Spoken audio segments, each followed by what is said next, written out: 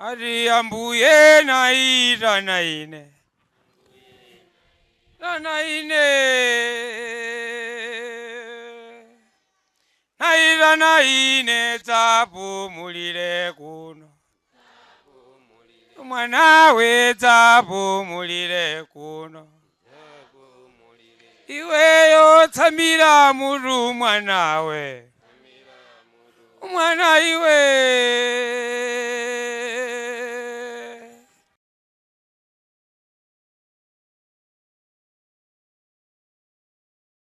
Tikulandire mapulogalamu yathu ino yakudziwa Baibulo langa ndipo pa tsiku la lero muli ndine Malonda Mchenjero Kondwe pamene tikhalabe tikupitiriza kuphunzira kuchokera buku limene la Mlaliki ndipo tsiku la lero tili mu Mlaliki chapter chake cha 4. Chapter 4 chinayamba makamaka verse yake 1 pofuna kumalizitsa zimene zachokera mu chapter chake cha 3. Chapter 3 ndikukumbukira bwino anafotokozapo kuti amafuna kusiyanitsa pakati pa munthu ndi Mulungu makamaka anapereka chitsanzo chakuti takaoneni malo ano oweruza. Ndipo mu chapter 4 chikuyambanso ndi kachithunzithunzi kameneko ka kufuna kuonetsa kuti pali vuto ndithu pakati pa anthu. Koma mu chapter 4 anakamba kwambiri zokhudza mavuto a moyo. Munthu amene analemba buku limene Solomon anali munthu woti wayesera zinthu zambiri moyo mwake kenako ono tsopano akupita lolo kumapeto kuonero laya ndayeseresera izi ndapezako izi ndapeza izi ndapeza izi ndapeza izi. Ndipo mu chapter 4 tipeza kuti akukamalizitsa fundo imeneyo yonena kuti moyo uli ndi mavuto ndithu ngakhale utakhala uli ndi zinthu zambiri koma mavuto uli nawo.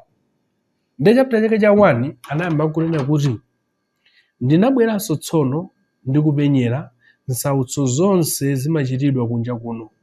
Ndipo taona misozi yawo tsenderezedwa koma analibe wowatonthoza. Ndipo wakuwatsenderezawo anali ndi mphamvu koma iwowo analibe wokuwatonthoza. Ndafuna kufotokoza kuti pali kusiyana pakati pa munthu olemera ndi osauka. Ndakuti zimene ndinazoona moyo muno ndi zinthu izi. Munthu akakhala olemera ntazambiri amatsendereza zake osauka. Ndipo anthu osauka aja amasowa owatonthoza chifukwa olemera ndi mphamvu akupanga zimene angafune kuti apange. Ndakuti izinso ndazoona tichoncho moyo muno. Tikati tikumbukire mlembi wa buku limeneli, buku limene linalembedwa kale kwambiri. Koma nthawi imeneyo akunena kuti izinso zimene ndazoona ndipo masiku anonso zoonera zili zake zimene choncho. Ndakunena kuti izi ndi zimene ndazoona moyo muno. Mumapeza anthu olemera, anthu ochita bwino, anthu otali ndi mphamvu amatsendereza anthu osauka. Mwina simangochitirako mwayi kwa anthu amene ali akhristu. Kufanika na mabuku la 2 Korinto chapter 2 verse 3 mpaka 2 Korinto 1 verse 3 ndi verse 4. Akhristu mwina aliko ndi mwayi chifukwa otonthoza amakhala ali naye akhristu zawo kapena Mulungu. Koma kunena ukakhala ndi osauka komanso siwe mkhristu ndi kuti zooneka kuti pamakhala uli pa mavuto akulu. Ndi chapter 4 chikuyambanso ndi fundo imeneyo yonena kuti anthu olemera kapena anthu ochita bwino akutsendereza kapena akupondoleza zawo ndipo anthu osauka aja alibe sokolowera, alibe wowatonthoza, alibe chani. Koma tikaona chipangano chatsopano monga amene tafotokozera muja ukakhala mkhristu ndilo makhalangati ngakhale akupondereza koma uliko ndi mwayi wokutonthoza munthu alipo mkhristu nzako kapenanso Mulungu wako. Verse 2 ndi verse 3 akufuna ano atipatseni conclusion kapena mathero a verse 1 ndi chapter 3 after ataona zimenezo anamaliza ndi mawu onena kuti chani. Verse 2 ndi verse 3 akunena kuti ndipo ndinatama akufa atatha kufa kupambana moyo omwe alipobe. Inde yemwe sanabadwe konse aposa onse awiriwo popeza sanaone ntchito yoyipa yochitidwa kunja. Ndakunena kuti pambapeto zonse anamaliza ndi fundo yonena kuti ndimene ndazoneramo wakufa ali bwino kuposa wamoyo, osabadwa ali bwino kuposa amene anabadwa ifa azunzika. Ndakunena kuti izi ndi zimene naona kuti wakufa ali bwino komanso amene sanabadwa ali bwino kuposa ozunza komanso ozunzika. Imu ndi mmene anamalizira. Iye anamalizira kuti koma mwina bora ni munthu usabadwe chifukwa zimene zikuchitika pa dziko lapansi pano suziona. Ndi afuna atonso kuti ukakhala osaopa Mulungu kaya ndiwe ozunza kaya ndiwe ozunzika pamakhala palibe chabwino. Chifukwa kunena kuti osabadwa aposa ozunzika komanso ozunza. Chifukwa chani? Ukakhala ozunzika koma usuopa Mulungu chako palibe. Ukakhala ozunza komanso sukuopa Mulungu chako palibe. Akati chako palibe safuna kukamba za moyo uno. Chifukwa ozunza amene ali ndi mphamvu moyo uno amakhala ali mchake, amakhala ali ndi pabwino. Koma amene ali ozunza kapena ozunzika akachoka no moyo uno ndi pamene pamakhala nkhani. Ndi buku lamene la Solomon kwambiri focus yake makhala unena kuti moyo wathu tisangoganiza za pa dziko, tidziganiza so za kuseri kwa dziko. Koma munthu ambiri akamapanga zinthu amaganiza za pa dziko pano. Ndi Solomon akunena kuti ndimene ndazoneramo ayi. Koma santhazi maganiza kuti munthu ukakhala wamwalira usali mwa Yesu ndoti palibenso mtendere. Ukakhalenso ndi moyo usali mwa Yesu mtenderenso palibenso. Kulibe kothawira. Ndi conclusion imene anapanga ndi imene Solomon ndimene ndazonera moyo mwathiki bwana ukhala bora ndikufa kapena ukhala osabadwa chifukwa zinthu siziyenda bwino ayi. Iye imene anaoneramo. Ndi verse 4 mpaka na verse 6 anena kuti sizokhazo mavuto amene amakhala moyo muno. Tere ndikuonetsa sonetso mavuto amene amakhala moyo muno. Verse 4 akunena kuti ndiponso ndinapenyera mavuto onse ndi ntchito zonse zompindulira bwino kuti chifukwa cha zimenezo anansi ndi ache anchitira munthu nsanje. Ichinso ndi chabe ndi kungosautsa mtima. Verse 4 anakamba fundo ina yofunikira kwambiri. Ukamayiwerenga imafuna uyiwerenga modekha verse 4 kuti uyimvetsetse. Verse 4 tibwerezenso akunena kuti ndiponso ndinampenyera mavuto onse ndi ntchito zonse zimpindulira bwino. Ndi ntchito zonse zimpindulira bwino kuti chifukwa cha zimenezi anansi ache anchitira munthu nsanje. Ichinso ndi chabe ndi kungosautsa mtima. Chimene afuna kunena verse 4 chinthu ichi akuti ntchito zimene zimampindulira munthu munthu wake wa ntchito yako zomwe ndi zindipindulira. Mwina akukhala moyo wabwino, akhala moyo wosangalala, momota zimenezo zimpatse mtendere. Ndi zina zimadzampatsa mavuto. Verse yakuti kuti zimapatsa mavuto bwanji? Abale ako kapena anansi ako amayamba kuchitira nsanje. Akuona kuti ugwira ntchito walimbikira wapeza chuma chimene umafuna. Koma anthu amene akuzungulira abale ako momoti chuma ichi chiwathandiza amene chikuthandiza iwe kuti upeze mtendere, abale ako amayamba kuchitira nsanje. Ukuyankhulira zoyipa, ukuchitira zinthu zoyipa chifukwa choti wapeza chuma. Ndi Solomon akuona kuti moyo udi ndi wovuta. Munthu ukalimbikira ntchito kupeza chuma momoti upeze mtendere, anthu akulankhulira zoyipasa. Ena samene amayankhulira zimene zonda anansi ako kapena abale ako. Ndi Solomon akuona kuti abale anga moyo utauoneni. Moyo ndi wovuta ndithu. Ukagwira ntchito anthu enanso sakondwera nawe. Verse 5 akunena kuti chitsiru chimanga manja ake nichidya nyama zake yache. Verse 5 akunena kuti chitsiru munthu yakhala chitsiru ifoti ichokera verse 4. Mwine facha zolankhula za anthu umapeza kuti basi yabwino ndisiye ulimbikira. Ndoka siya ulimbikira atu mangodya zimene unapeza ziji. Ndi Solomon akunena kuti iwenso umakhala chitsiru ka. Usiyaso ntchitoso chifukwa cha zimene anthu akulankhulaso. Ndakuti umakhala chitsiru. Ndakuti moyo ngovuta ndithu. Chifukwa madzati popeza anthu andinena chabwino ndisiye ulimbikira. Sinangathazena anthu amayankhula zinthu zifanya sanje mwina iwe popeza bwino posa iwe ndamayankhula fanya sanje. Ndipo madzati chabwino basi ndisiye ulimbikira basi ndikhale pa ndizioneka ngati iwowa. Je Solomon kuti umene wonso ndiwo chitsiru ka. Usina njiso ntchitoso. Ndakuti izizo zimakupangitsa chitsiru chifukwa chani kuti moyo ngovuta. Chifukwa ukatopange ichi ichiswayi. Ukatopange ichi ichiswayi. Moyo ndi wovuta. Ndi zimene Solomon akunena.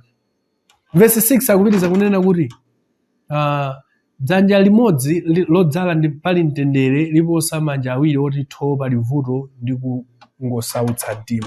Akuona kuti dzanja limodzi lodzaza limaposa manja awiri. Chimene afuna kunena ndi yani?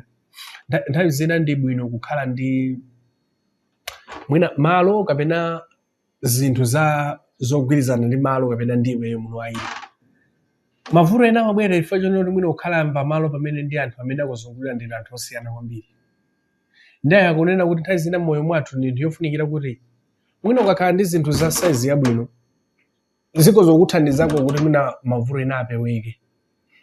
Zimatokhala za size yabwino chifukwa malo amene okhala. Pali zinthu ina imene malo ano chikokhala size yabwino koma malo ena okhoza kukhala ngati ndi osauka, pali malo ena okhokoneka ngati ndi olemera. Ndipo pali zinthu zambiri zimene Solomon akunena kuti moyo unde ndovuta ndithu. Pali zinthu zina zimene ziko zooneka ngati zabwino koma zisali zachani?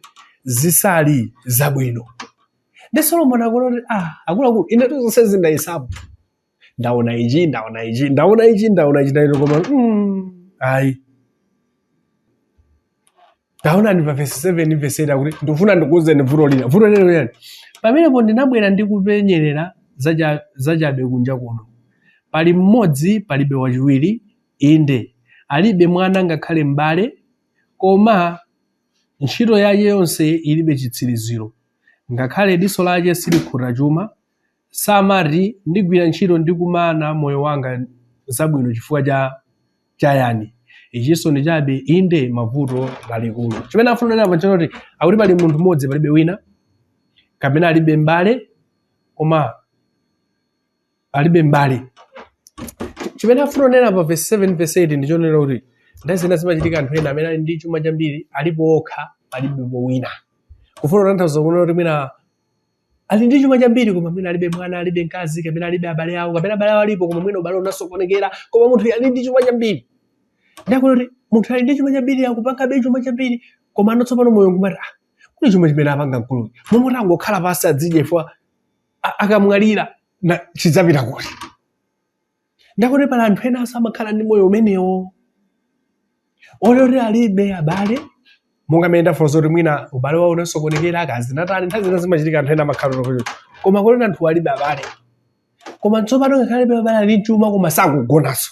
Akusakabe. Akuti ichinso ndi zipindula chani? Izinso zipindula chani?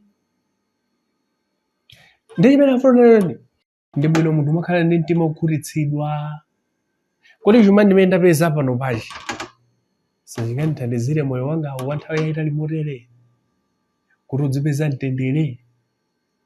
Nthawi zina ife pokhala anthu sitimapuma, sitimangoganiza za kusakhutitsidwa chifukwa chake chani sitimaona moyo wathu. Ndakuti tiye tiziganizireni zinthu zimenezi, tizione, tizikumbukire kuti kodi moyo wathu uli wotani. Ndipo verse 9 kumatsika musimo akunena kuti ngakhale zonse zili choncho koma ndifuna ndikuthandizeni zerizi. Ndazi zina ndi bwino kama munthu usamakhale wekha. Chimene afulonera. Chifukwa mungati muone munthu uja nthawi zake akunoti lukhala vuto ifanike ali yekha alibe mbale koma ali chuma chambiri. Ndako pa verse 9 pa 12 akunoti ndazi zina zake tikumbukire sibwino munthu makhala wekha. Verse 9 akupitiriza kunena kuti awiri aposa mmodzi pakuti ali ndi mphotho yabwino ntchito zawo. Ndakunoti sibwino kukhala wekha. Ntchito yoti mugwira anthu awiri ndi ntchito yagwira munthu mmodzi singafanane. Ndakunoti munthu wonena kuti ukugwira ntchito, ukusaka, ukuyesetsa kuti upeze zimene ungafuna upeza, inde chinthu chabwino koma sibwino kukhala wekha. Ndakunoti sibwino kukhala wekha choyamba chimenecho. Chachiwiri chimene akunenanso pa verse ya musiyo verse 10 kuti pakuti akagwa wina adzutsa nzake. Ukakhala wekha ukakumana ndi vuto pamaso ako kulimbitsa mtima, koma mukakhala awiri wina amalimbitsa mtima zake. Ndakuti popeza moyo uli ndi mavuto sibwino kukhala wekha. Chifukwa ukakhala wekha ukakumana ndi vuto umaganiza mwina zodzipha, umaganiza zopanga zinthu zina zosayenera. Koma Solomon akunena kuti mukakhala anthu awiri kapena anthu atangapo pamoyo mumalimbitsana mtima. Munthu amanota nanga ndikadzipha ndisiyana, ndikadzipha ndisiye mkazi, ndikadzipha ndisiye mamuna, ndikadzipha ndisiye anawa, ndisiye abale anga. Ndakuti izo zimathandiza kuti moyo ulimbe. Chifukwa moyo pamene uli ndi mavuto kale ndi ukakhalanso wekha umakhala wonjezera vuto lina. Nthawi zina ukakhala uli ndi abale koma ulibe munthu amene umamufotokozera nkhawa zako. Chifukwa nthawi zina timapeza masuku anomaza kuti munthu wadzipha. Chifukwa chani analibe mwina munthu anamufotokozera nkhawa zake.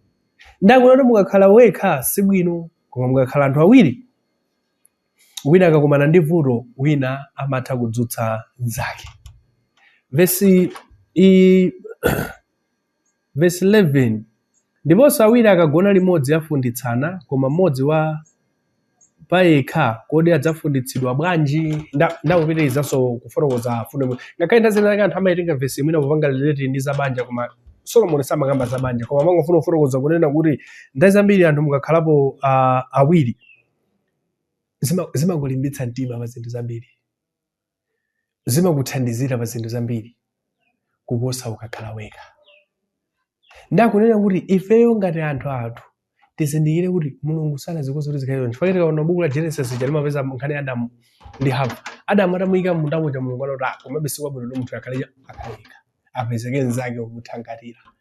Ndakunena kuti mene Mulungu amasifunira moyo sakanazikonde kuti ukhale wekha chifukwa ukakumana ndi vuto limakhala lalikulu chifukwa uli wekha. Chinanso chimene akuchikamba verse 12 kuti ndipo wina akamlaka mmodziyo awiri adzachirikiza. So ngati mwina mmodzi wakumana ndi achifwamba achiwembu wina amathandiza nzake. Ndakuti moyo wathu mmene Mulungu anawukozera anakonza kuti tiyeni tiyesetse tikhale ndi azathu. Chifukwa ukakumana ndi mavuto fa moyo uli mavuto ndipo peza uli mavuto ndio ukakumananso ndi vuto uli wekha umasowa kuloya. Umapanga chiganizo mwina chosayenera kapena vuto lina laling'ono limoneka lalikulu chifukwa nzeru zako zokha sizingathane ndi vuto limodzilo. Ndakuti moyo uli ndi mavuto amenewo. Verse 13 pana verse 15 umatsika musimo anafotokozamonso kunena kuti popeza zili choncho chinanso chimene tiyenera kuchikumbukira moyo wathu ndi moyo ngosapanganika. Solomoni afuna kuti agunde mbali zonse za moyo. Akunena kuti anayesa kupalitsa chuma analoto sichimuthandiza, nzeru analoto sichimuthandiza, chabwino musakhale wekha chabwino komanso akunena kuti chimenenso chisunga chinthu ichi moyo wa munthu ngosapanganika. Akati moyo ngosapanganika afuna kunena zoti pali zinthu zina zimene timakumana nazo zimene mwina sitimayembekeza kuti tingakumana nazo. Inde pali zinthu zina zimene zinayikidwa kale, kubadwa, kufa, kudzala, kuzula, zinayikidwa kale. Koma pakatipa kubadwa kufa, pakatipa pali zina zimene zili zosapanganika. Ndakuti tizikumbukire zimene zili zosapanganika pakatipa. Pa verse 15 akunena kuti pa verse 13 akunena kuti nyamata osauka ndi wanzeru apambana mfumu yokalamba ndi yopusa imene sifunanso kulangidwa mwambo. Ndakunena kuti munthu akokhala nyamata koma ali wanzeru akhoza kuputsa mfumu imene ndi yopusa. Ukaziona zinthu zimene zokuzomana kuti munthu akakhala mfumu akhoza kukhala wanzeru koma Solomoni akunena ayi mfumu imene imakana malangizo imakhala yopusa ikhoza kuposedwa ndi nyamata. Pamene tikaziona pa moyo wa munthu ukuziona ngati kuti mfumu ikhoza kukhala pamwamba nyamata kukhala ali pansi koma kuti moyo ngosapanganike mfumu ije ikangokana malangizo ikhala yopusa ikhoza kuposedwa ndi nyamata. Chinanso chimene akuchitula pa verse 14 akunena kuti pakuti utuluka nyumba ya ndende kulowa ufumu komanso yemwe abadwa dziko lake osauka. Akuti nthawi zina zimatochitika munthu anali ndende anali ngapolo amakalowa ku ufumu. Akuti moyo ngosapanganika. Taonapo zinthu zina zimene zimachitika mwina mu dziko kumene munthu amene aloti mwina zandale sizimamukhudza koma makatengedwa bwerapo ukakhala pa udindo wabwino. Ndakuti moyo wa munthu ngosapanganika pali zinthu zambiri zimene zimachitika moyo wa munthu. Ndiye kuti mudzikonzekera chifukwa pali zinthu zambiri zimene sudziwa kuti kodi chiyenda bwanji.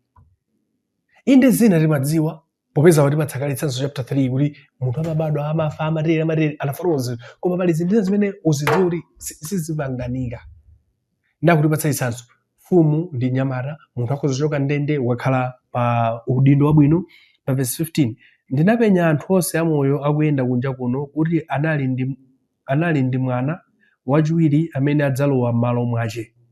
Anthu onse sawerengeka ngakhale onsewo anawalamulira koma amene akudza m'mbuyo sadzakondwerera naye ichinso ndi chabe nachisautso mtima. So Solomon akupitiriza ku chapter 4 verse 15 ndi verse 16. Zimachitika munthu ukumana ndi zinthu zina zimene sumayembekezera. Zimatha kuchitika munthu akutuluka ndende kulowa ufumu, komanso yemwe amene anabadwa m'dziko lake osauka kupezeka kuti ndi olemera. Akuti moyo umatero. Chimene ananenera zimenezi nchonena kuti ifeyo pokhala anthu tidzidziwa kunena kuti moyo umayendetsedwa ndi Mulungu.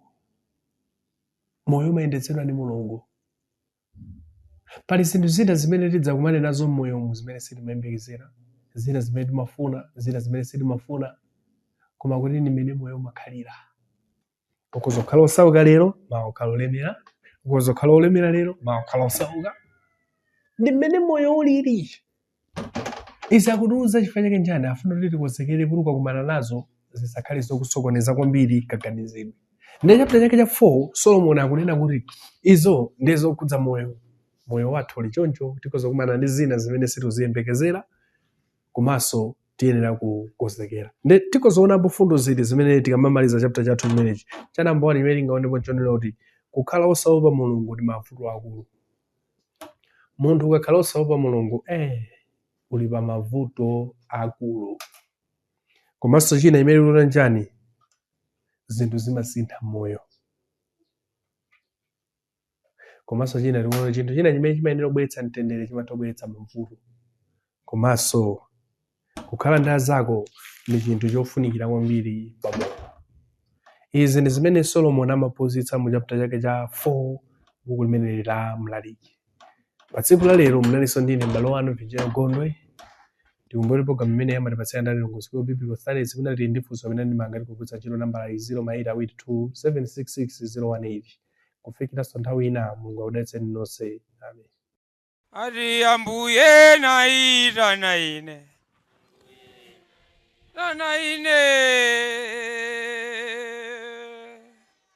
Naita naine tapumulire kuno. Mwana we tapumulire kuno. Iweyo tsamira mutu mwanawe.